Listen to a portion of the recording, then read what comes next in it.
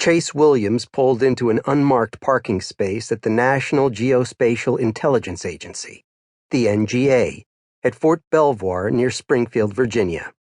The parking lot had been expanded when the location for the revived Op Center was installed in the basement levels of the NGA.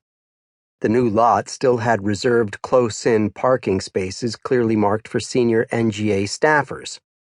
Yet at Williams' insistence, there were none for Op Center personnel, nor was there any Op Center logo seen anywhere on the building's exterior signage.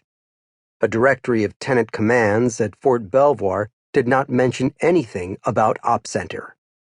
It was still early, and Williams had but a short walk to the main entrance of the building. There was a reason why Op Center's very presence at Fort Belvoir was kept secret, and why it was housed in a sub-basement of NGA, not in its own gleaming building. Op Center was a national asset, and its director reported directly to the president. It was called into action only when the normal levers of U.S. national security, the military, the intelligence agencies, the many organizations making up the nation's homeland security bureaucracy or others, could not move quickly enough or were forced by statute or oversight to operate within strict legal protocols.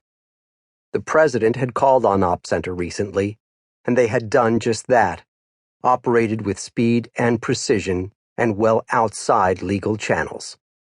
And they had saved American lives. Williams made his way through the double glass doors, showed his NGA badge to the guard at the counter, and continued to a single elevator at the end of a bank of elevators. Just another faceless staffer with a security clearance trudging in to work, which was as Williams wanted it. He punched in his personal access code, and the elevator door hissed open to allow him entry. Following a noiseless 3-level descent, he was deposited in a small antechamber with a single door. After submitting to a retinal scan, he was admitted to a subterranean warren that was Op Center's main compound. Williams was 63, 6 foot tall, and carried himself in a lean, distinguished manner. Yet he was understated and moved with a quiet efficiency that attracted little attention. His dress was closely tailored but conservative, and only the white handkerchief peeking from the pocket of his suit coat suggested a hint of style. A great many senior people in and out of government knew and respected Williams, but no one underestimated him or the confidence President Midkiff now vested in him and his organization. "Morning, boss." "Good morning, Anne." Anne Sullivan was waiting for him at the door to his office. It was adjacent to hers, which was larger and better appointed than his own small office. This arrangement was at Williams's insistence. He was the director of Op Center, but she, as deputy director, ran Op Center. As a good Navy man, he knew the value of a strong executive officer.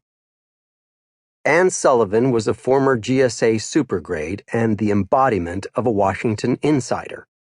Williams counted on her, and she quietly managed the day-to-day administration of Op Center with dedication, organizational skill, and a certain amount of intimidation. She also knew where all the bodies were buried around Capitol Hill. Op Center had its enemies, particularly in the Department of Defense. If there were ever a politically motivated campaign mounted to discredit Op Center, then the ever-vigilant Anne Sullivan would sniff it out early on. It was Williams's practice to arrive at Op Center at 0645 hours sharp, about 5 minutes after his drip coffee maker had